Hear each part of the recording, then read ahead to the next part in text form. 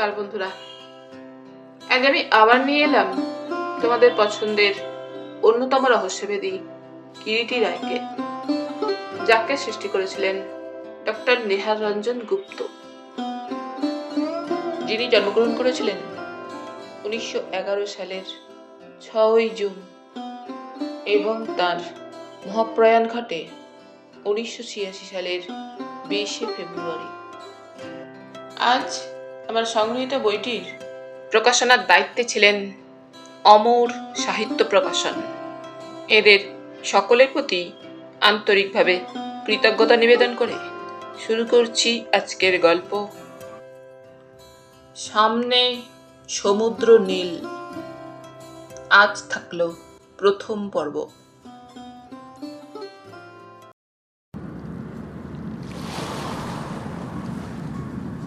শরীরশেখর কল্পনাও করতে পারেনি পুরীতে এসে হঠাৎ ওই অবস্থায় তার আবার অনুরাধার সঙ্গে দেখা হয়ে যাবে। অবশ্যই আবার অনুরাধার সঙ্গে দেখা হবার একটা প্রত্যাশায় শরীরশেখরের অবচেতন মনের মধ্যে কোথাও যেন ছিল, এবং দেখা যে হবেই সে বিশ্বাসও ছিল শরীরশেখরের। পথ চলতে চলতে কতদিন অন্যমনস্কভাবেই এদিক ওদিক তাকিয়েছে শরীরশেখর নিজের অজ্ঞাতেই। তার মনটা যেন কার প্রত্যাশায় সর্বক্ষণই প্রতীক্ষা করেছে। তাই বুঝি আজ পুরীতে এসে অনুরাধাকে দেখে ও থমকে দাঁড়িয়েছিল। সত্যি এমনি আকস্মিকভাবে দীর্ঘ 2 বছর পর যে আবার অনুরাধার সঙ্গে দেখা হয়ে যাবে শরীরশেখর ভাবতেও পারেনি। জীবনের দুটো বছর তো নেহাত একটা কিছু কম সময় নয়। অকস্মাৎ একদিন অনুরাধা শরীরশেখরের জীবন থেকে সরে গিয়েছিল এবং যাওয়ার আগে বলে গিয়েছিল, আজও শরীরশেখরের অনুরাধার সে কথাগুলো মনে আছে, ভুলতে পারেনি শরীরশেখর। ভেবে দেখলাম শরীর তখনও জানে না, কল্পনাও করতে পারেনি শরীরশেখর কি বলতে চায় অনুরাধা তাকে। সকাল থেকেই শরীরটা ভালো ছিল না শরীরশেখরের। কলেজে পড়াতে যায়নি। ডিকেন্সের একটা উপন্যাস নিয়ে শয্যায় শুয়ে শুয়ে পড়ছিল।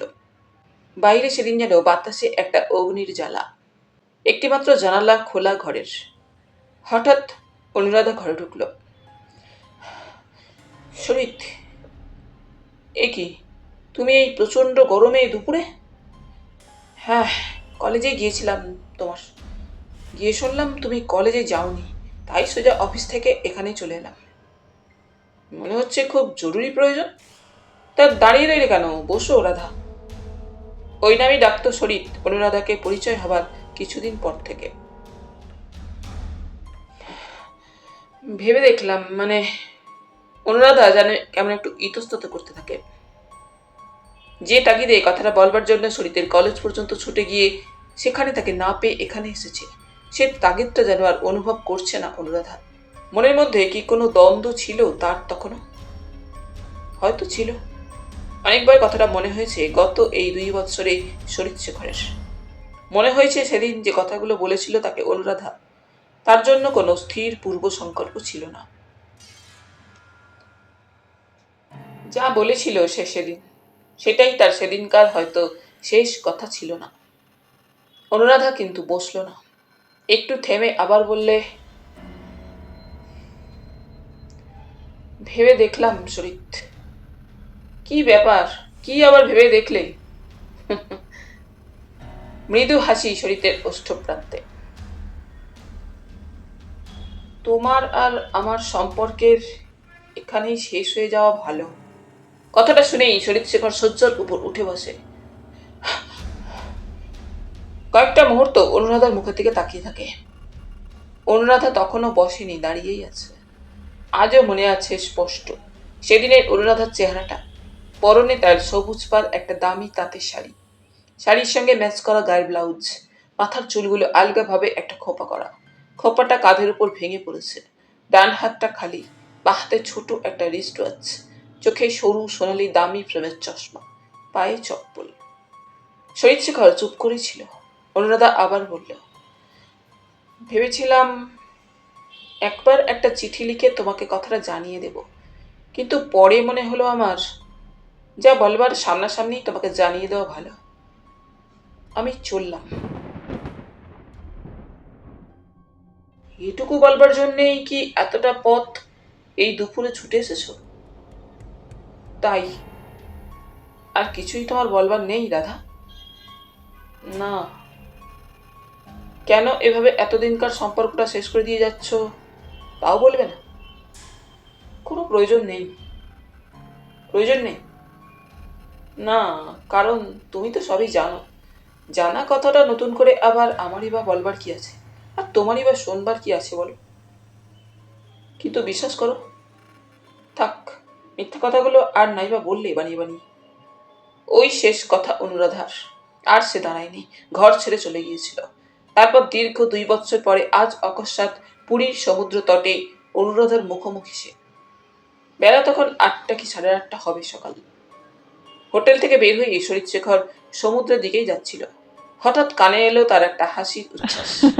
অনেক দিনের অনেক পরিচিত সেই হাসি, যে হাসি আজও ভোলেনি। তার কানের পর্দায় এসে ঝংকার তুলতেই সে থমকে দাঁড়িয়ে গিয়েছিল, সামনের দিকে তাকিয়েছিল। পরনে সুইমিং কস্টিউম, একটা বিরাট টাওয়েল গায়ে জড়ানো। স্নান সেরে বালুর ঢালু পার ধরে অনুরাধা ও বছর 35-36 বা তারও হয়তো কিছু বেশি বয়সের এক ব্যক্তি উপরের দিকে উঠে আসছিল সমুদ্রের জল থেকে, একেবারে মুখোমুখি। মাত্র কয়েক হাত ব্যবধান। অনুরাধার দৃষ্টি কিন্তু সামনের দিকে নয়, অন্য দিকে প্রসারিত। শরীরশেখরের অজ্ঞাতেই তার কণ্ঠ হতে বের হয়ে এসেছিল নামটা, অনুরাধা। অনুরাধাও সঙ্গে সঙ্গে থমকে দাঁড়িয়েছিল। উচ্চারিত ডাকটা তার কানে যেতেই বোধহয় শরীরের দিকে তাকিয়েছিল। অনুরাধা, শরীরের অস্ফুট কণ্ঠস্বর। শরীর? অনুরাধার কণ্ঠেও বিস্ময়। অনুরাধার সঙ্গী লোকটি সেই সময় সামনের দিকে তাকায়। সেই মুহূর্তে শরীরশেখরের মনে হয় অনুরাধার সঙ্গীর সঙ্গে তার পরিচয় না থাকলেও ভদ্রলোককে সে যেন ইতিপূর্বে দেখেছে। কোথায় দেখেছে অবশ্যই সঙ্গে সঙ্গে মনে পড়ে না শরীরশেখরের, তবে তাকে পূর্বে দেখেছে। অনুরাধা কিন্তু অতঃপর শরীরশেখরের দিকে এগিয়েও আসে না বা তার সঙ্গে আর কোনো কথাও বলে না। শরীরশেখরও সেই চেষ্টা করে না। শরীরশেখর অন্য পথ ধরে ধীরে ধীরে বালুবেলায় নেমে যায়। সমুদ্রে তখন অনেক স্নানার্থীর ভিড়। নানা বয়সী নারী পুরুষ সমুদ্রের জল তোলপাড় করছে। সমুদ্রের বড় বড় ঢেউগুলো এসে বালুবেলায় একটার পর একটা অবিশ্রান্ত আছড়ে পড়ছে একটানা গর্জন তুলে। শরীরশেখর পাড়ের দিকে তাকালো। একটু আগে যেখান দিয়ে অনুরাধা ও সেই ভদ্রলোক হাত ধরাধর করে চলে গেল তার দৃষ্টির সামনে দিয়েই। শরীরশেখর দেখলো যে হোটেলে সে উঠেছে। ওরা সেই হোটেলে গিয়ে ঢুকলো।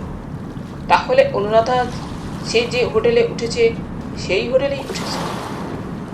আজই সকালে পুরী এক্সপ্রেসে শরীরশেখর পুরী এসে পৌঁছেছে। হোস্টেলে পৌঁছেই বের হয়ে পড়েছিল। সমুদ্রের জলে স্নান করা চাইতে ধীরে ধীরে ভেজা বালুর উপর দিয়ে হাঁটতে তার অনেক ভালো লাগে। দীর্ঘ 2 বছর পরে আবার অনুরাধাকে দেখল শরীরশেখর। হ্যাঁ, মনে মনে হিসাব করে শরীরশেখর, ঠিক 2 বছর পরই। সময়টা নহলের কথা নয়। জীবনের একটা পরিচ্ছেদে অকস্মাৎ যেখানে দাঁড়িয়ে পড়েছিল, সে সময়টা কি কেউ ভুলতে পারে? শরীরশেখরও পারেনি। শরীর ভেবেছিল অনুরাধা নিশ্চয়ই কলকাতায় নেই, নচেৎ পথে কখনো না কখনো নিশ্চয়ই দেখা যেত, বিশেষ করে কলেজে যাতায়াতের পথে। ঠিক ভেবেছিল নয়, মনে হয়েছিল বুঝি তার অনুরাধা হয়তো কলকাতায় নেই। কলকাতা ছেড়ে অন্য কোথাও হয়তো সে চলে গিয়েছে, কাউকে বিবাহ করে হয়তো সংসারও পেতেছে। অনুরাধা এখন অন্যের। তাছাড়া কলকাতা থাকলে তাদের নিশ্চয়ই একের সঙ্গে অন্যের দেখা হতোই, বিশেষ করে কলেজে যাতায়াতের পথে। কারণ ওই পথ দিয়ে অনুরাধাও কলেজে যেত এবং প্রথম আলাপ তাদের ওই পথ ধরে যেতে যেতেই এক হঠাৎ আসা দুর্যোগের মধ্যে। তার আগেও অবশ্যই শরীর দেখেছে অনুরাধাকে ওই পথ ধরে যাতায়াত করতে। প্রথম আলাপের সেই দিনটা, সময়টা জুলাইয়ের শেষাশেষি। কলকাতা শহরে বর্ষা নেমে গিয়েছে। যখন তখন ঝমঝম করে বৃষ্টি নামে আকাশ কালো করে। কখনো বা কম সময়, কখনো বা বেশি সময় ধরে চলে সে বৃষ্টি। ছাতা নিয়ে শরীর কখনো বড় একটা বের হতো না, কারণ বেরোবার সময় ছাতার কথাটা তার মনেই পড়তো না। কিন্তু সেদিন ছাতা নিয়েই শরীর বের হয়েছিল। আকাশে মেঘ ছিল, বৃষ্টির সম্ভাবনাও ছিল। বোধ করি সেই আশঙ্কাতেই। মাত্র 2টো ক্লাস ছিল শরীরের সেদিন। বেলা 3টের মধ্যেই কলেজ থেকে সে বের হয়ে পড়েছিল। গড়িয়াহাটার মোড়ে বাস থেকে নেমে ও লেকের দিকে হাঁটছিল। রজনী সেন স্ট্রিটে তার বাড়ি। প্রচন্ড গরম সেদিন। আকাশে কেমন যেন একটা থমথমে মেঘলা মেঘলা ভাব। বৃষ্টি যে কোনো মুহূর্তেই নামতে পারে। রাস্তায় বড় একটা তেমন লোকজন নেই। দোকানপাট অবশ্যই খোলা। মধ্যে মধ্যে বাস, প্রাইভেট কারগুলো এদিক ওদিক চলে যাচ্ছে। হঠাৎ প্রবল ধারায় বৃষ্টি নামল। হাতে ছাতা থাকা সত্ত্বেও শরীর ছাতাটা খুলবার সময় পায় না, ভিজেই যায়। তাড়াতাড়ি একটা দোকানের মধ্যে উঠে পড়ে, কারণ ও বুঝেছিল ছাতা দিয়ে ওই বৃষ্টির হাত থেকে নিষ্কৃতি পাবে না। তার পেছনে পেছনে অনুরাধাও উঠে পড়েছিল। ছাতার সঙ্গে ছিল না তার। একটা মোটা বই ও একটা মলাট দেওয়া খাতা হাতে, চোখে সরু শৌখিন সোনালি প্রেমের চশমা। চশমার কাছে জলের ছিটে লেগে আছে। দুজনের চোখাচোখি হতেই অনুরাধা মৃদু সলজ্জ হাসি আসল। শরীর শেখরের অষ্টপ্রান্তেও হাসি জাগে। অনুরাধা চশমাটা চোখ থেকে খুলে শাড়ির আঁচলের কাজটা মুছতে থাকে। আকাশ ভেঙে বৃষ্টি নেমেছে তখন। শরীর শেখর ও অনুরাধা সেদিন তখন কেউ কারো নাম জানে না। জলের প্রবল ছাটে দুজনেই ভিজে যাচ্ছিল। আরেকটু দোকানের ভিতরে ঢুকে গেল তারা। বৃষ্টি ধরবার নামগন্ধ নেই। আপনাকে প্রায়ই দেখি এই পথ দিয়ে যাতায়াত করতে। শরীর শেখরই প্রথমে কথা বললে। অনুরাধা বললে, আপনাকেও দেখি আমি। আপনি বুঝি কাছেই থাকেন? শরীর শেখর বললে, রজনী সেন স্ট্রিটে। ওমা, তাই নাকি? আমিও তো ওই রাস্তাতেই থাকি। অনুরাধা বললে, আপনার বাড়ির কত নম্বর বলুন তো? শরীফ যে বাড়ির নম্বরটা বললে তার 5টা নম্বর পরের বাড়িতেই থাকতো অনুরাধা। তার বাড়ি 5টা নম্বর পার হলেও মাঝপথে একটা ছোট গলির বাঁক আছে। এক বাড়ি থেকে অন্য বাড়িটা দেখা যায় না অবশ্যই। অনুরাধা আবার বললে, এই পথে যাতায়াতের সময় ছাড়াও আপনাকে আমি আরেকটা বাড়িতে দেখেছি। কোথায় বলুন তো? শরীফ সুধাল। কেতকীদের বাড়িতে, ডোভার লেনে। বুঝেছি, আমার পিসিমার বাড়ি। কেতকী আমার পিস্তুত বোন। সেদিন কেতকের জন্মদিন ছিল। আমিও গেছিলাম। আপনার হাতে ছিল একটা বইয়ের প্যাকেট ও একগোছা রজনীগন্ধা। রজনীগন্ধা কেতকীর খুব প্রিয় ফুল। জানেন, আমিও সেদিন রজনীগন্ধা নিয়ে গিয়েছিলাম। দুজনেই দুজনের দিকে চেয়ে হাসল। বৃষ্টি থামার কিন্তু কোনো লক্ষণই নেই। পথে বেশ জল জমেছে। ইতিমধ্যে সন্ধ্যা হয়ে গিয়েছে। অনুরাধাই প্রথম উৎকণ্ঠার সঙ্গে বলল, তাই তো, বাড়ি যাব কি করে বুঝতে পারছি না। রাস্তায় তো দেখছি 1 হাঁটু জল জমে গেল। জল ভেঙে যাবেন কি করে? এখান থেকে বেশ কিছুটা পথ। শরীর শেখর বললেন। বুঝতে পারছি না ঠিক কি করব। চিন্তিতভাবে অনুরাধা বললেন।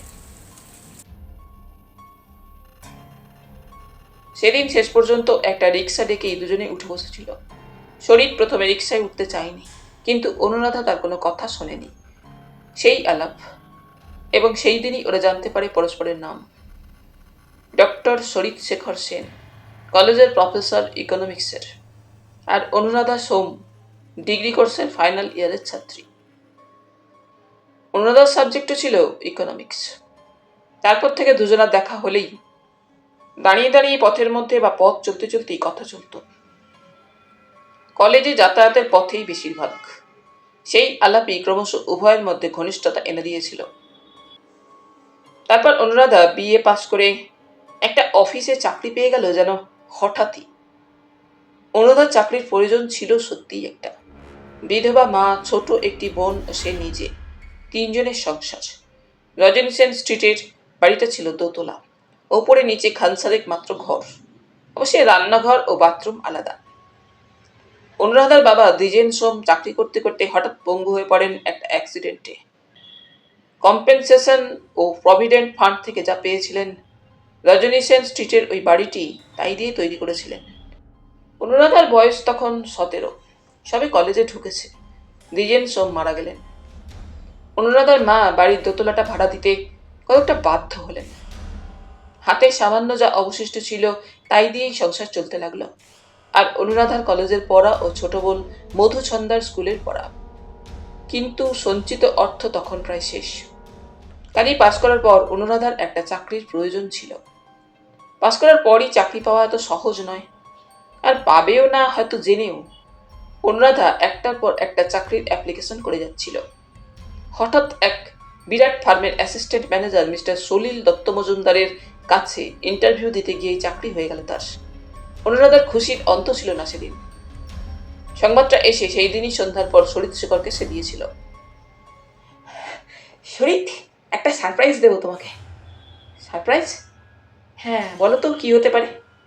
কেমন করে বলবো, আমি তো আর গণৎকার নই। তবু গেস করো। তার চাইতে তুমি বলো রাধা। পারলে না তো? না। জানো, আমার একটা চাকরি হয়ে গেছে আজ।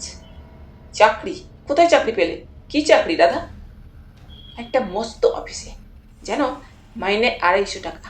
আর মিস্টার দত্ত মজুমদার বলেছেন শর্ট হ্যান্ড ও টাইপ রাইটিংটা শিখে নিতে পারলে আরও বেশি মাইনে পাবো।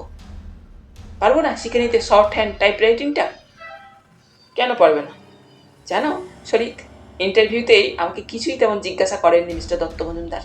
কেবল আমার বাড়িতে কে কে আছে, বাবা মারা গেছেন এবং আর্নিং মেম্বার আর ফ্যামিলিতে কেউ নেই শুনে সঙ্গে সঙ্গে আমাকে অ্যাপয়েন্টমেন্ট দিয়ে দিলেন। সত্যি ভদ্রলোক ভারী ভালো। শরীর শেখর চুপ করেছিল। ওই চাকরিটা পাবারই মাস চারেক বাদে হঠাৎ এক দ্বীপ্রহরে শরীরের বাড়িতে এসে পরস্পরের সঙ্গে সমস্ত সম্পর্কের ছেদ করে দিয়ে গিয়েছিল অনুরাধা। ভিজে বালির উপর দিয়ে সাগরের তীর ধরে হাঁটতে হাঁটতে ওইসব কথাই মনে পড়ছিল আজ শরীর শেখরের। গত 2 বছরের মধ্যে আর তার অনুরাধার সঙ্গে দেখা হয়নি কখনো। 2 বছর পরে আজ আবার সাক্ষাৎ হলো। অনুরাধার সঙ্গে ভদ্রলোকটি কি? কথাটা শরীরের মনের মধ্যে তখন আনাগোনা করছে। বেশ মোটাসোটা ভারিক্কি চেহারা। ভদ্রলোকটির পরনেও ছিল সুইমিং কস্টিউম, গায়ে জড়ানো ছিল একটা বড় টাওয়েল।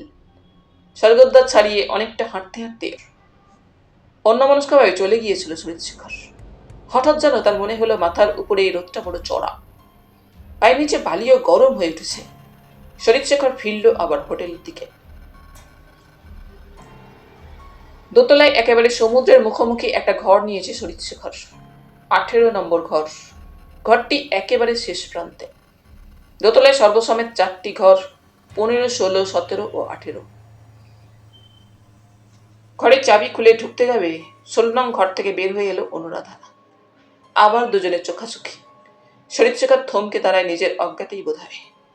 একবার শরীর ভাবলো ডাকে অনুরাধাকে, কি ভেবে ডাকলো না। ঘরের মধ্যে ঢুকে পড়ল। দরজাটা কিন্তু খোলাই রইল। জানালার সামনে এসে দাঁড়ালো শরীর শেখর। হু হু করে খোলা জানালা পথে হাওয়া আসছে। শরীর ফিরে তাকালো সে ডাকে শরীর শেখর। দরজার উপরে দাঁড়িয়ে অনুরাধা, পরনে একটা হালকা সবুজ রঙের মুর্শিদাবাদী সিল্কের শাড়ি। কি আমাকে চিনতে পারছো না? অনুরাধা বললেন। চিনব না কেন? তাহলে ভিতরে আসতে তো কই একবারও বললে না। বলা ঠিক হবে কিনা ভাবছিলাম। কেন? সেটাই কি স্বাভাবিক নয় অনুরাধা? অনুরাধা অন্য কথা বললে।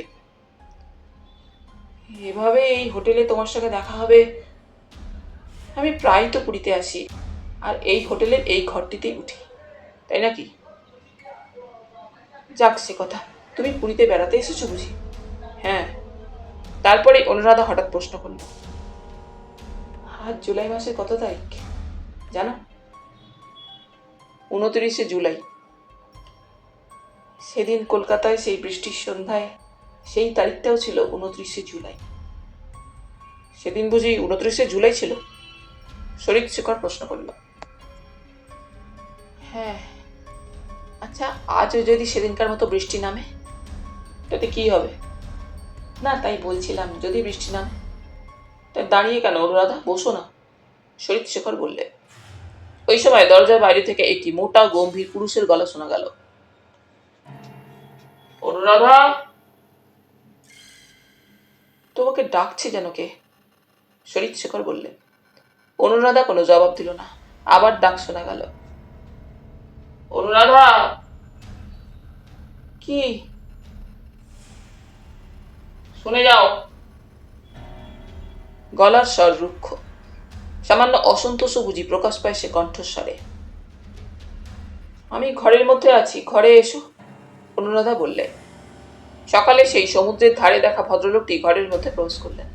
শরীর শেখরের দিকে না তাকিয়েই বললেন, বেড়াতে যাবে না? না, তুমি যাও, অনুরাধা বললে। শরীর শেখর আর চোখে দেখল ভদ্রলোকের পরনে টেরিকটের প্যান্ট, দামি টেরিলিনের হাওয়াই শার্ট গায়ে। তুমি যাবে না? না, বললাম তো, তুমি যাও। আকস্মাৎ যেন ভদ্রলোকের চোখের মণি দুটো ধক করে জ্বলে ওঠে। মুহূর্তকাল অনুরাধার দিকে তাকিয়ে ভদ্রলোক শরীর শেখরের দিকে তাকালেন এবং বললেন, একে তো চিনলাম না।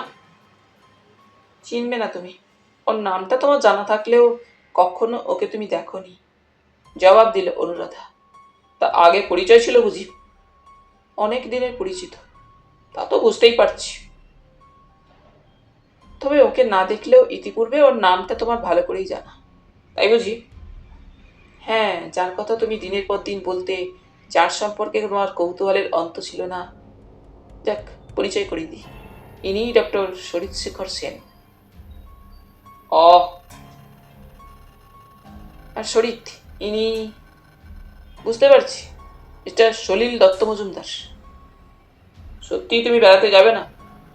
না, বললাম তো। যাবে না?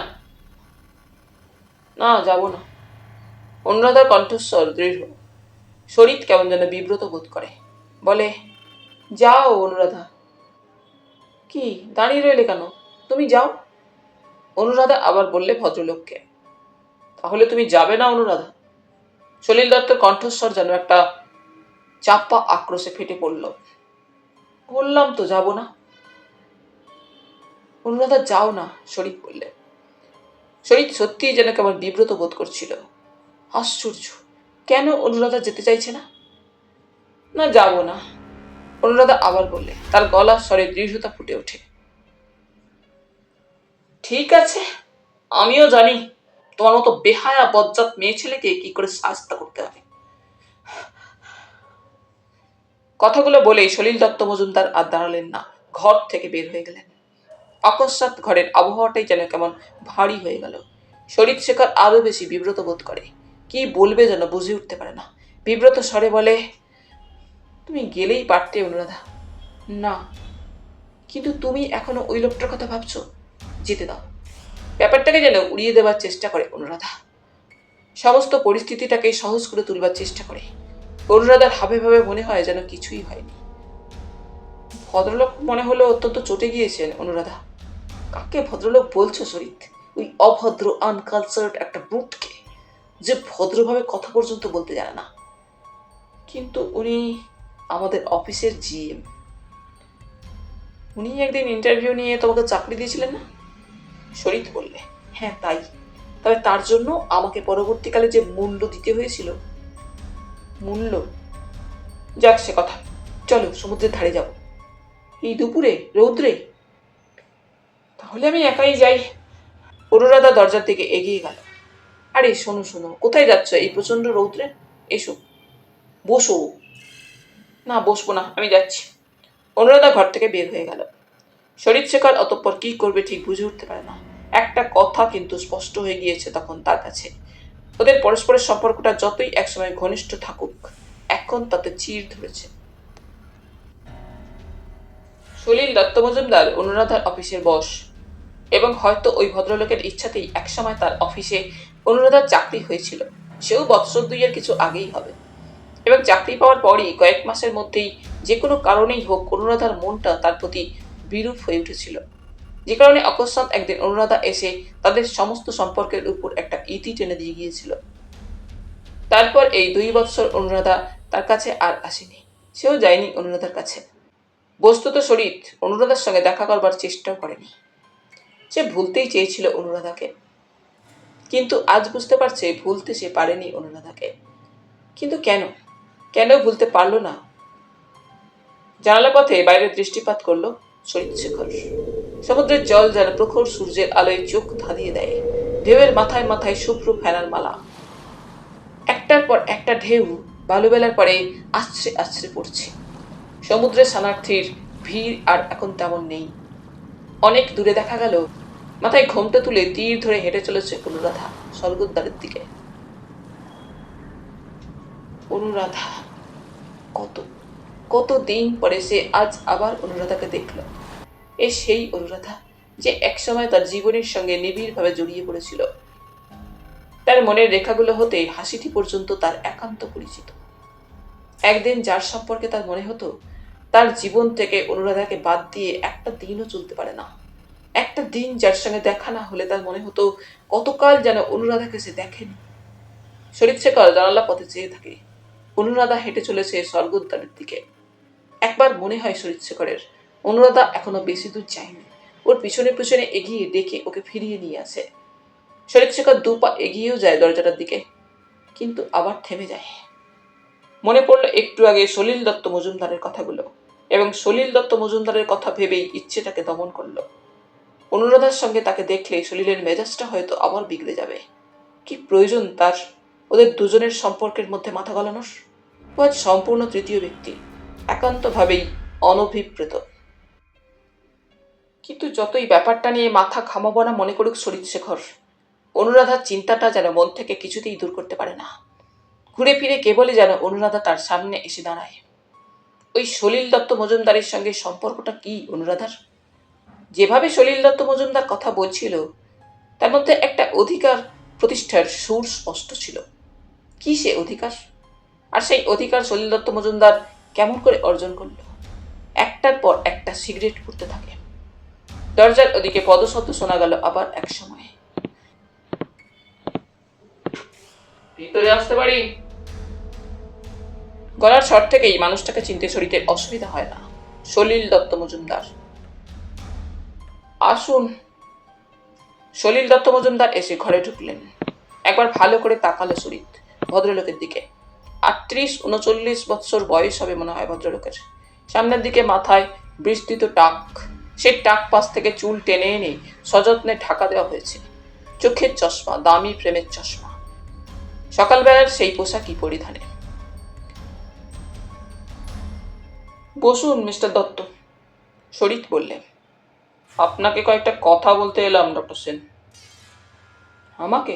কি কথা? আমার সঙ্গে আলাপ হওয়ার আগে আপনার সঙ্গে আলাপ ছিল অনুরাধার, জানতাম। এবং আপনাদের পরস্পরের মধ্যে যে রীতিমতো একটা ঘনিষ্ঠতা একসময় হয়েছিল তাও আমার জানা। কতটুকু আপনি জানেন বা শুনেছেন আমি জানি না সলিলবাবু, তবে এমন কিছু ছিল না যা মনে রাখার মতো। কিন্তু আমি যেন শুনেছিলাম বেশ একটু। সেসব অনেকদিন চুকে বুকে গিয়েছে। আপনি যা বলতে এসেছেন তাই বলুন। জানেন কি, ও একটা জঘন্য চরিত্রের মেয়ে মানুষ। এই কথাটাই কি বলতে এসেছেন? হ্যাঁ, আমি ঠকেছি বলেই আপনাকে সাবধান করে দিতে এলাম। ধন্যবাদ। আমার আর একটা কথা আপনার বোধহয় জানা দরকার ডক্টর সেন। ওকে আমি বিয়ে করেছি। She is my wife. বিয়ে করলে তো ওর স্ত্রী হবেন, তার মধ্যে নতুনত্বের কি আছে? মনে হচ্ছে আপনি যেন আমার কথাটা বিশ্বাস করলেন না ডক্টর সেন। কেন বিশ্বাস করবো না কেন? তাই বলছিলাম, একদিন ওর সঙ্গে আপনার যে সম্পর্কই থাক, ও আজ পরস্ত্রী। কথাটা কেন বলছেন বুঝতে পারলাম না। পারবেন, একটু ভাবলেই বুঝতে পারবেন। আচ্ছা চলি। সলিল দত্ত মজুমদার যেমন হঠাৎ করে ঘরে এসে ঢুকেছিলেন তেমনই হঠাৎ ঘর থেকে বের হয়ে গেলেন।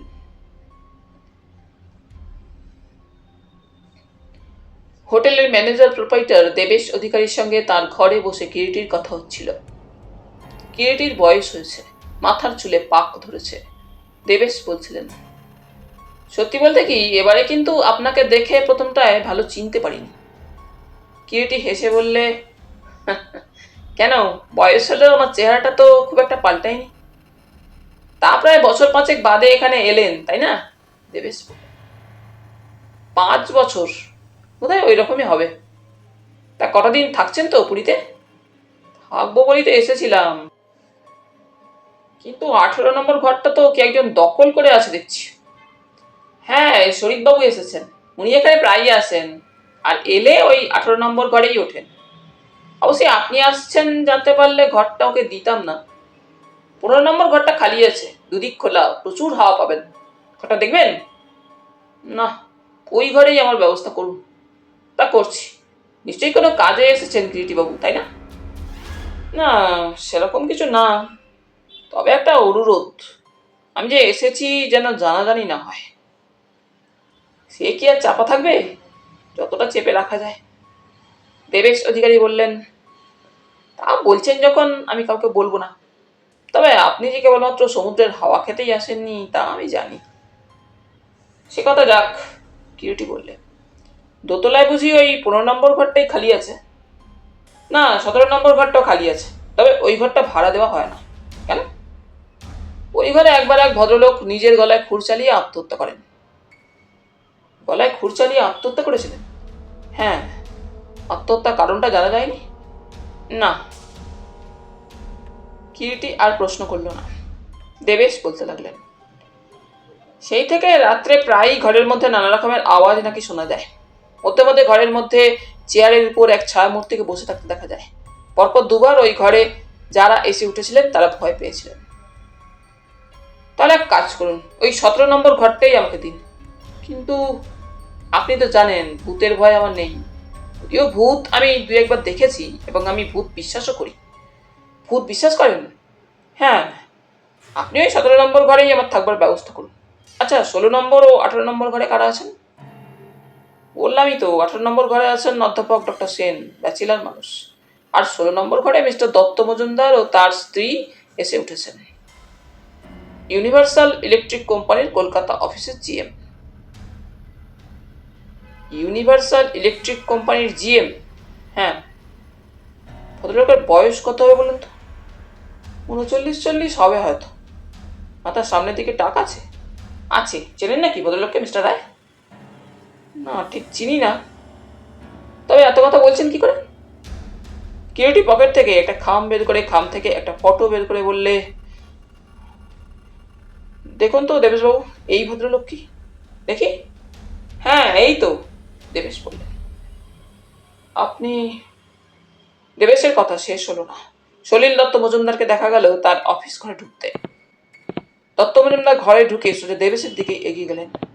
পার্শ্বে উপবিষ্ট কিরিটির দিকে তাকালেন না। দেবেশ বললেন,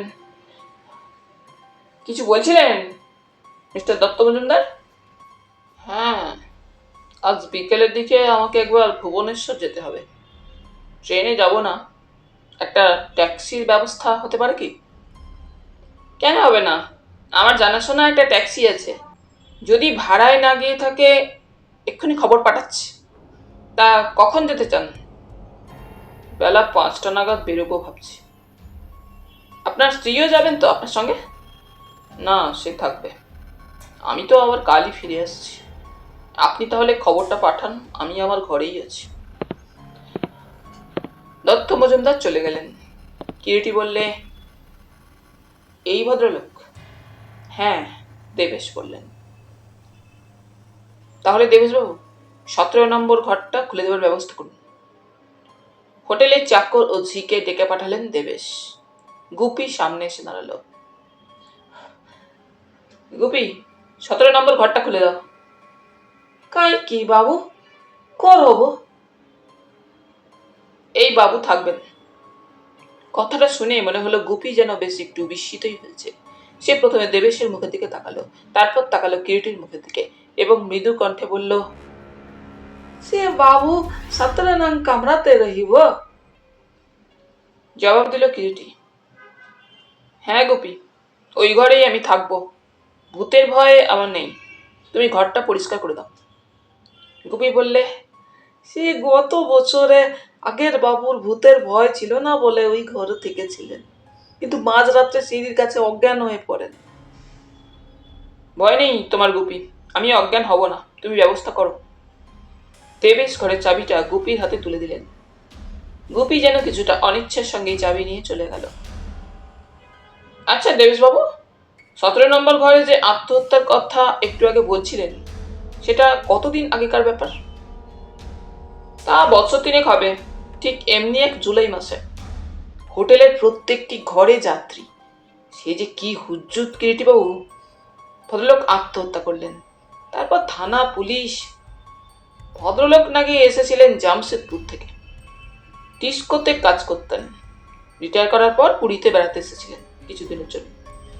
বয়স হয়েছিল তা প্রায় 62-63। একাই এসেছিলেন। পরে জানতে পেরেছিলাম সংসারের স্ত্রী ও ছেলেমেয়েরা আছে, কিন্তু কারো সঙ্গেই ভদ্রলোকের বনিবনা হতো না। কেন বনিবনা হতো না কেন? ভদ্রলোকের নিজের স্বভাবের জন্যই নাকি সংসারের কারোর সঙ্গে বনতো না। তা কেন হঠাৎ এখানে এসে আত্মহত্যা করলেন কিছু জানা গিয়েছিল? না, তবে তার স্ত্রী বলেছিলেন বাড়ি থেকে নাকি ঝগড়া করে চলে এসেছিলেন। পুরীতে যে এসেছেন তাও তিনি জানতেন না। আসার সময় কিছু বলেও আসেননি কাউকে, না বলে কয়ে হঠাৎ চলে এসেছিলেন। আর কিছু জানা যায়নি ওই পারিবারিক কলহ ছাড়া? না। কোনো চিঠিপত্র রেখে গিয়েছিলেন? না, কোনো চিঠি বা লেখা টেখা কিছুই ঘরে পাওয়া যায়নি। ভদ্রলোকের নামটা আপনার মনে আছে দেবেশবাবু? মনে আছে বই কি, ক্ষিতীন্দ্র চট্টোপাধ্যায়। নামটা আজও আমার স্পষ্ট মনে আছে। আচ্ছা দেবেশবাবু, ভদ্রলোকের মাথায় বেশ বড় একটা টাক ছিল কি? কই না তো, বরং মনে আছে আমার ঘন চুলই ছিল ভদ্রলোকের মাথায়। খুব বড় বড় কথা বলতেন কি, এবং রীতিমতো ভোজনপটু ছিলেন? হ্যাঁ, যে কদিন ছিলেন তা প্রায় দুজনের মিলেই একা খেতেন। অবশ্যই এর জন্য এক্সট্রা চার্জ দিতে চেয়েছিলেন। খুব দরাজ গলায় যখন তখন হাসতেন কি? অত শত মনে নেই। তা ভদ্রলোক সম্পর্কে এত কথা জিজ্ঞাসা করছেন কেন বলুন তো রায়মশাই? আপনি ভদ্রলোকটিকে চিনতেন নাকি? দেবেশের প্রশ্নের জবাব না দিয়ে গিরিটি বললে, সেটাই তো যাচাই করছি। কি ব্যাপার? দেবেশ অধিকারীর কণ্ঠস্বরে রীতিমতো আগ্রহ প্রকাশ পায়। ভদ্রলোক নামের সঙ্গে যে পদবিটা এখানকার খাতায় লিখিয়েছিলেন তা সত্য নয়, কিরিটি বললে। সে কি রায়মশাই? কিন্তু তার স্ত্রী যিনি এসেছিলেন এখানে পরে, তিনিও তার স্ত্রী নন। এসব কি বলছেন রায়মশাই? তাই বোধহয় ডেড বডি সৎকার না করেই ভদ্রমহিলা চলে গিয়েছিলেন, এখন বুঝতে পারছি।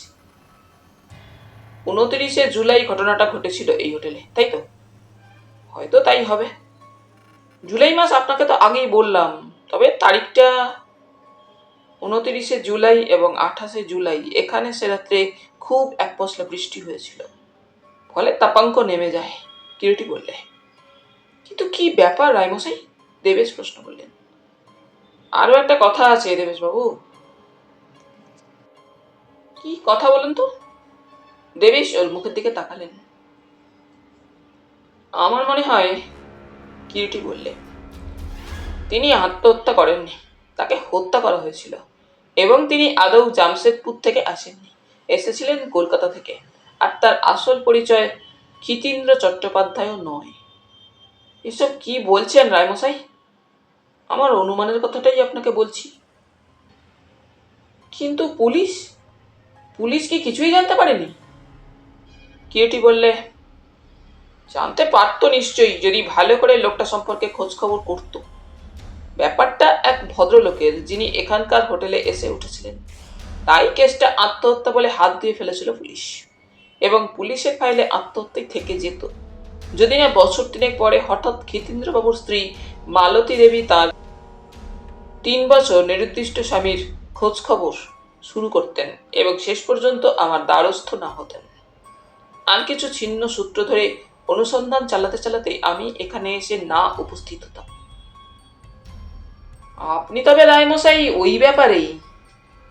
হ্যাঁ, কলকাতা থেকে অনুসন্ধান শুরু করে এখানে এসেছি। সমস্ত ব্যাপারটা জানতে ইচ্ছে করছে রায়মশাই। পুলিশের খাতায় যা লেখা আছে তা হচ্ছে 3 বছর আগে ক্ষিতীন্দ্রবাবু ঝগড়াঝাটি করে বাড়ি ছেড়ে চলে আসেন, এই পর্যন্ত সত্যি। কিন্তু তারপর তারপর যে ক্ষিতীন্দ্রবাবু এখানে এসে এই হোটেলে ওঠেন, তিনি আদৌ ক্ষিতীন্দ্রবাবু নন, কোনো তৃতীয় ব্যক্তি। এখন কথা হচ্ছে, কোন তৃতীয় ব্যক্তি কেন ক্ষিতীন্দ্রবাবুর পরিচয়ে এখানে এসে উঠলেন? তার পিছনে কি উদ্দেশ্য ছিল? আর সেই সময় আসল ক্ষিতীন্দ্রবাবুই বা কোথায় ছিলেন? দেবেশ বললেন, এবং আত্মহত্যা করলেন? না, কেউ তাকে হত্যা করেছিল। কে সে? আপনি বলছেন মিস্টার রায় ক্ষিতীন্দ্রবাবুর পরিচয় যিনি এখানে এসে উঠেছিলেন, তিনি আদৌ আত্মহত্যা করেননি, তাকে হত্যা করা হয়েছিল? হ্যাঁ। কিন্তু কে কে তাকে হত্যা করলো, আর কেনই বা হত্যা করেছিল? হয়তো ক্ষিতীন্দ্রবাবুই তাকে হত্যা করেছিলেন, না হয় অন্য কেউ। বলেন কি? বলছি তো, সবটাই আমার একটা অনুমান মাত্র। যাক সে কথা, ঘটনাটা মনে করুন। হোটেলের 17 নম্বর ঘরে সকালে তাকে মৃত অবস্থায় পাওয়া গেল। পুলিশ এলো, তারা যতটুকু অনুসন্ধান করবার করলো। জামশেদপুরে তার স্ত্রী মালতী দেবীকে সংবাদ দেওয়া হলো। তিনি এলেন, শনাক্ত করলেন তার স্বামী বলেই, কিন্তু সৎকার না করেই চলে গেলেন। হ্যাঁ, কিন্তু এর মধ্যে একটা কথা আছে দেবেশবাবু। কি বলুন? যাকে হত্যা করা হয়েছিল তিনি, আমার অনুমান আগেই বলেছি, আসল ক্ষেতীন্দ্রবাবু নন। তাহলে সত্যিকারের ক্ষেতীন্দ্রবাবুর জামশেদপুরের ঠিকানা পুলিশ কেমন করে কোথা থেকে পেল? সত্যি তো, রহস্যটা ওইখানেই জট পাকিয়ে আছে। কিন্তু একটা ব্যাপার বুঝতে পারছি না, এতদিন পরে হঠাৎ তার মনে সন্দেহ জাগলো কেন যে যাকে 3 বছর আগে তিনি তার স্বামী বলে শনাক্ত করেছিলেন তিনি তার স্বামী নন? দেবেশ বললেন, আমার অনুমান যদি মিথ্যা না হয়, অনুসন্ধান তিনি আবার করতেন না। কখনো যদি না মোটা টাকার একটা ফিক্সড ডিপোজিটের ব্যাপারটা অকস্মাৎ জটিল হয়ে উঠত। ক্ষেতীন্দ্রবাবুর 75,000 টাকার একটা ফিক্সড ডিপোজিট ছিল জামশেদপুরে টিস্কোর অ্যাকাউন্টে, যে টাকাটা রিটায়ার করার পর ক্ষেতীন্দ্র পেয়েছিলেন। ওই 75,000 তারই একটা অংশ ফিক্সড ডিপোজিট করে রেখেছিলেন কোম্পানিতে 5 বছরের মেয়াদে মোটা সুদে। কিরিটি বলতে লাগলো, কিছুদিন আগে 5 বছর শেষ হয়েছে। মালতী দেবী টাকাটা তোলার যখন ব্যবস্থা করছেন, একটা চিঠি এলো। চিঠি? হ্যাঁ। কার কাছ থেকে চিঠি এলো? ক্ষিতীন্দ্র চট্টোপাধ্যায়ের নাম সই করা।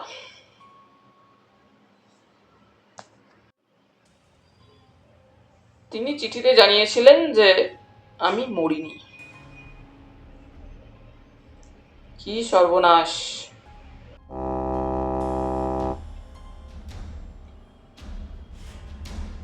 কলকাতা শহরে তখন প্রচন্ড দাবদাহ চলছে। কয়েকদিন ধরে একটানা, জুনের সেটা গোড়ার দিক, 38 থেকে 40 ডিগ্রি সেন্টিগ্রেড। সকাল যেন দেখতে দেখতে গড়িয়ে দুপুর হয়ে যায়। দুপুরের দিকে যেন পশ্চিমের মতো লু চলে, রাস্তায় বেরোলে হাত পা মুখ ঝলসে যায়। কিরিটির বাড়ির কলিং বেলটা ডিং ডং শব্দে বেজে উঠল। জঙ্গলি এসে দরজাটা খুলে দিল। সামনে দাঁড়িয়ে ট্যাক্সি একটা। এক ভদ্রমহিলা নামছেন ট্যাক্সি থেকে। পরনে সরু কালোপাল একটা শাড়ি, মাথায় ঘোমটা টানা, দুহাতে 3 গাছা করে ক্ষয়ে যাওয়া সোনার চুড়ি, মাথায় বা সিঁথিতে সিঁদুর নেই। বয়স হয়েছে আগন্তুক ভদ্রমহিলার, 53 থেকে 54 হবে। কিরিটির সঙ্গে দেখা করতে চাই শুনে জঙ্গলি তো প্রথমটায় কিছুতেই সম্মত হয় না, বলেন না, এখন দেখা হবে না। মহিলা কাকুতি মিনতি করতে থাকেন, বিশেষ প্রয়োজনে এসেছেন, একটিবার তাকে দেখা করতেই হবে। জঙ্গলি অনিচ্ছা সত্ত্বেও মহিলাকে বাইরের ঘরে বসায়। এরপর কিরিটির কাছ থেকে অনুমতি নিয়ে জঙ্গলি মহিলাকে কিরিটির কাছে পাঠিয়ে দেয়। তারপর, নমস্কার, আসুন, বসুন। একটা বিশ্রী রকম সংকটে পড়ে আপনার শরণাপন্ন হয়েছি। আপনি যদি দয়া করে আমাকে সাহায্য করেন। কি হয়েছে? ভদ্রমহিলা তখন সংক্ষেপে তার স্বামীর 3 বছর আগে পুরীর এক হোটেলে আত্মহত্যার কথা বললেন ও সেই সঙ্গে নিজের সংক্ষিপ্ত পরিচয়ও দিলেন। বললেন, 3 বছর আগে যে দুঃখের ও লজ্জার ব্যাপারটা ঘটে গিয়েছিল, এত বছর পর যে আবার সেই ব্যাপারটাই এমনি করে একটা সংকট সৃষ্টি হবে ভাবতেও পারিনি। যাকে এই 3টে বছর জেনে এসেছি মৃত বলে, তারই কাছ থেকে যে এমন একটা চিঠি পাবো, কেমন করে ভাববো বলুন? চিঠিটা আপনার সঙ্গে আছে? আছে, এই যে। মালতী ব্যাগ থেকে মুখ ছেঁড়া টিকিট লাগানো সাদা খাম বের করে কিরিটির হাতে তুলে দিলেন। জামশেদপুরের ঠিকানা ও মালতী দেবীর নাম লেখা খামটার উপরে হাতের লেখায়। খাম থেকে চিঠিটা বের করে কিরিটি পড়ল। সংক্ষিপ্ত একটা হাতে লেখা চিঠি, লেখাটা পুরুষের হাতের বলেই মনে হয়। এ চিঠি আপনি বলছেন আপনারই স্বামীর লেখা?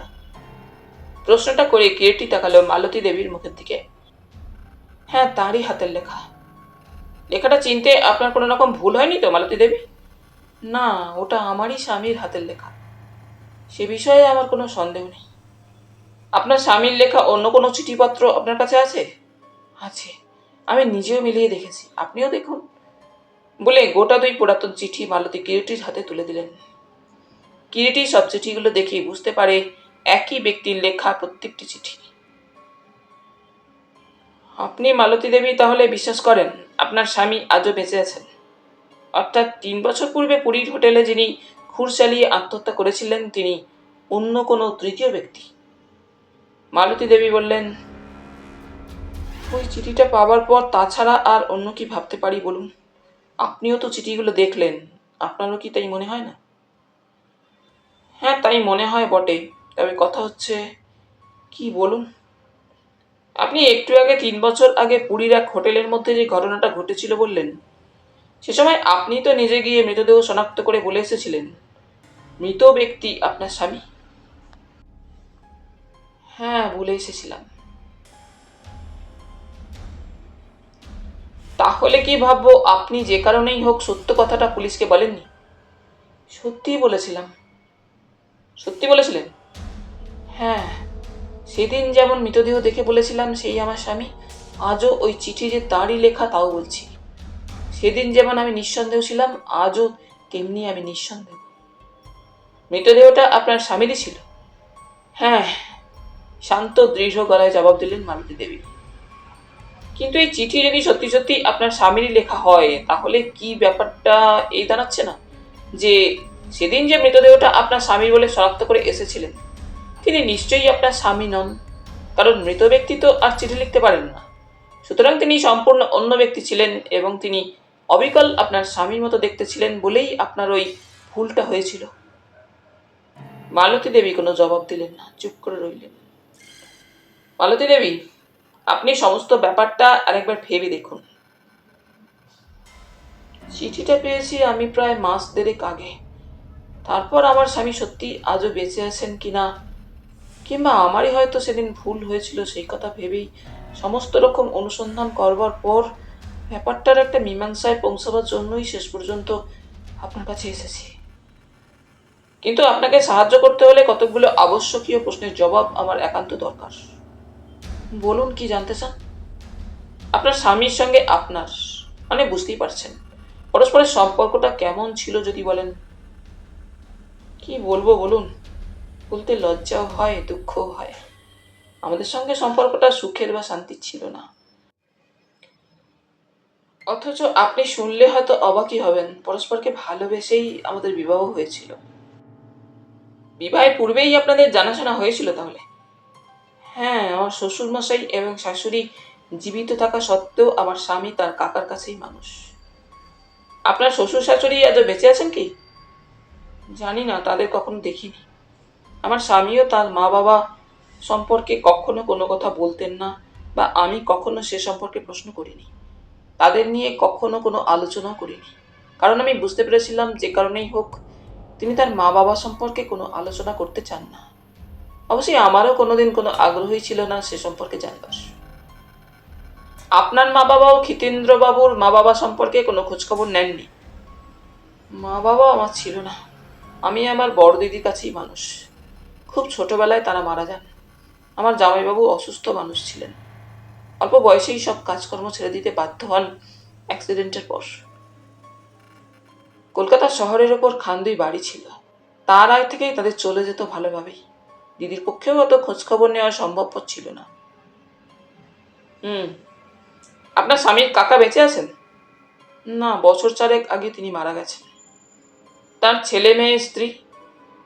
স্ত্রী আগেই মারা গিয়েছিলেন, কোনো সন্তানাদি ছিল না তাদের। তার যা কিছু জমি জমা টাকা পয়সা আমার স্বামী পেয়েছিলেন। আপনার স্বামী তো টিস্কোতে বেশ ভালো চাকরি করতেন। মালতী দেবী বলতে লাগলেন, তার এডুকেশন বা কোয়ালিফিকেশন বলতে যা বোঝায় তা তো সেরকম ছিল না। সে আন্দাজে চাকরি জীবনের শেষের দিকে বেশ ভালো মাইনেই পেতেন। শুনেছি শুরু করেছিলেন 73 টাকা হপ্তা থেকে, পরে মাইনা বৃদ্ধি পেয়ে শেষ জীবনে ঠিক কত হয়েছিল আমি ঠিক জানি না। কত মাইনে পেতেন শেষের দিকে আপনি জানেন না তাহলে? না, সত্যি কথা বলতে কি অমন একটা বিচিত্র চরিত্রের মানুষ আমি খুব কমই দেখেছি। এক কথায় অমন স্বার্থপর, অমন লোভী ও আত্মকেন্দ্রিক, তার উপরে চোখে মুখে ডাইনে বাঁয়ে মিথ্যা বলতেন। অথচ যখন আমাদের আলাপ হয় 1.5 বছরের আলাপে এতটুকু বুঝতে পারিনি মানুষটাকে। বুঝতে পারলাম বিয়ের পরে একটু একটু করে মানুষটাকে মানিয়ে নেবারই চেষ্টা করতে লাগলাম। মনকে বোঝাতাম ভাগ্য আমারই, কি আর করা যাবে। একটার পর একটা সন্তান হতে লাগলো আমাদের। কটি ছেলে মেয়ে আপনাদের? 4 মেয়ে 2 ছেলে। মালতী একটু থেমে বললেন। বড় ছেলের বয়স কত আপনাদের? কিরিটি আবার প্রশ্ন করে। 26 হবে। ছোট ছেলে? 24 বছর হবে। তারা মানে আপনার সন্তানদের বাপের প্রতি মনোভাব কেমন? প্রকৃত মানুষের প্রতি মনোভাব যেমন হওয়া উচিত স্বাভাবিকভাবে, তার সন্তানদেরও ঠিক তেমনি। মেয়েরা? তাদের বিয়ে হয়ে গিয়েছে। ছেলে মেয়েদের এই চিঠির কথা আপনি বলেছেন? না, আমি ঠিক করেছি সমস্ত কিছু ভালো করে না জেনে শুনে তাকে আমি কিছু বলবো না। মিস্টার রায়, আপনার যোগ্য পারিশ্রমিক দেওয়ার মতো ক্ষমতা আমার নেই, তবু আপনার শরণাপন্ন হয়েছি। টাকা পয়সার জন্য আপনি ভাববেন না, আমাকে 2 দিন একটু ভাবতে দিন। এই চিঠিগুলো আমার কাছে রাখতে পারি কি? হ্যাঁ, রাখুন। 2 দিন বাদে আপনার স্বামীর বর্তমানের কোনো ফটো থাকলে সঙ্গে আনবেন। ঠিক আছে। নমস্কার জানিয়ে মালতী দেবী প্রস্থান করলেন। 3 বছর কম নয়। কিরিটি মনে মনে ভাবতে শুরু করেছে তখন। 3 বছর আগে যে মানুষটা আত্মহত্যা করেছে এবং যার মৃতদেহ তার নিজের স্ত্রী পর্যন্ত ঘটনাস্থলে গিয়ে শনাক্ত করে এসেছে, 3 বছর পরে তারই এক চিঠি এলো এবং সেই চিঠি তার স্বামীরই লেখা বলে গেলেন মালতী দেবী। ব্যাপারটা তাহলে কি দাঁড়াচ্ছে? যে মানুষটি পুরীর এক হোটেলে 3 বছর পূর্বে আত্মহত্যা করেছে বা মারা গিয়েছে, যাই হোক, এবং যার অবিসংবাদী প্রমাণও পুলিশের দপ্তরে আজও রয়েছে, সে আজ আবার কেমন করে চিঠি লিখতে পারে? যদি মৃত্যুটা তার সত্য বলে ধরে নেওয়া যায়, তবে কি আগাগোড়াই ব্যাপারটার মধ্যে কোনো সত্য নেই? সবটাই গোড়া থেকে সাজানো? নাকি ব্যাপারটার মধ্যে অবিশ্বাস্য কোনো ভৌতিক রহস্য আছে? শেষের সম্ভাবনাটা যদি বাদ দেওয়া যায়, তাহলে এটাই প্রমাণিত হচ্ছে নাকি যে 3 বছর আগে যে মানুষটিকে মৃত বলে ঘোষণা করা হয়েছে, আদৌ সে মরেনি, সে আজও বেঁচে আছে। কিংবা এমন কি হতে পারে সম্পূর্ণ কোনো তৃতীয় ব্যক্তি ওই পত্র প্রেরক? যদি তৃতীয় কোনো ব্যক্তি হবে, তাহলে সে ফিক্সড ডিপোজিটের কথাটা জানলো কি করে? শুধু তাই নয়, সেই ফিক্সড ডিপোজিটের মেয়াদ কবে পূর্ণ হচ্ছে তাও সে জানে। আরো একটা কথা মনে হয় কিরিটির, ভদ্রলোক সত্যি সত্যি যদি আত্মহত্যা না করে থাকেন এবং বেঁচেই ছিলেন, সেই কথাটা কাউকে না জানতে দেবার কি কারণ থাকতে পারে? অন্য কাউকে না জানালেও স্ত্রীকেও অন্তত জানাতে পারতেন। এমনও হতে পারে স্ত্রীকে তার বেঁচে থাকার কথাটা জানতে দেবেন না বলেই হয়তো অন্য কাউকে কথাটা জানতে দেননি। স্ত্রীর সঙ্গে তার কোনোদিন যাকে বলে মনের মিল তা ছিল না। বিবাহিত জীবনে ভদ্রলোক সুখী ছিলেন না, আর সেই কারণেই হয়তো চুপচাপ ছিলেন। তাই চিঠিপত্র দেননি স্ত্রীকে হয়তো। ওই সঙ্গে সেই চিন্তাটাও মনের মধ্যে আসে, এতদিন চুপচাপ থেকে হঠাৎই বা আজ কথাটা স্ত্রীকে জানালেন কেন? কোনো নির্দিষ্ট কারণ ছিল কি এতদিন কথাটা চেপে রাখার? তার চাইতে বড় কথা, ভদ্রলোক পুরীর হোটেলে গিয়ে আত্মহত্যাই বা করতে গেলেন কেন? যদি অবশ্যই সত্যি সত্যি আত্মহত্যাই করে থাকেন। পারিবারিক জীবনে ভদ্রলোক সুখী ছিলেন না সত্যি, সেটাও তার স্ত্রীর মতে চরিত্রের জন্য। মানুষটা বরাবর স্বার্থপর, লোভী। প্রায় সারাটা জীবন কাটিয়ে সে প্রৌঢ় বয়সী বা এমন কি ঘটনা ঘটলো যে তাকে শেষ পর্যন্ত আত্মহত্যা করতে হবে, তাও নৃশংসভাবে গলায় খুর চালিয়ে? অবশ্য যদি ঘটনাটা সত্যি বলেই ধরে নেওয়া যায়, তাও সব কেমন যেন গোলমেলে। না, কোনো যুক্তি খুঁজে পাওয়া যাচ্ছে না ওইভাবে ভদ্রলোকের আত্মহত্যা করবার। কিংবা এও হতে পারে পুরী যাবার পর এমন কোনো ঘটনা হয়তো ঘটেছিল যে লোকটি শেষ পর্যন্ত আত্মহত্যা করে নিষ্কৃতি পেয়েছেন। কিন্তু কি বা এমন এক প্রৌঢ় জীবনে ঘটতে পারে যে শেষ পর্যন্ত তাকে আত্মহত্যা করতে হলো? লোকটির অতীত জীবনে এমন কিছু ছিল না তো, যে কারণে তাকে প্রৌঢ় বয়সে চাকরি থেকে রিটায়ার করবার পর আত্মহত্যা করতে হয়েছিল? কিরিটি কোনো সূত্রই খুঁজে পায় না যে সূত্র ধরে সে এগোতে পারে। তাহলে বন্ধুরা, আজ এই পর্যন্তই। গল্প পাঠ তোমাদের ভালো লেগে থাকলে তোমাদের কাছে আবারও অনুরোধ থাকলো, লাইক, শেয়ার এবং সাবস্ক্রাইব করে তোমাদের মূল্যবান মতামত পাঠানোর জন্য। ধন্যবাদ।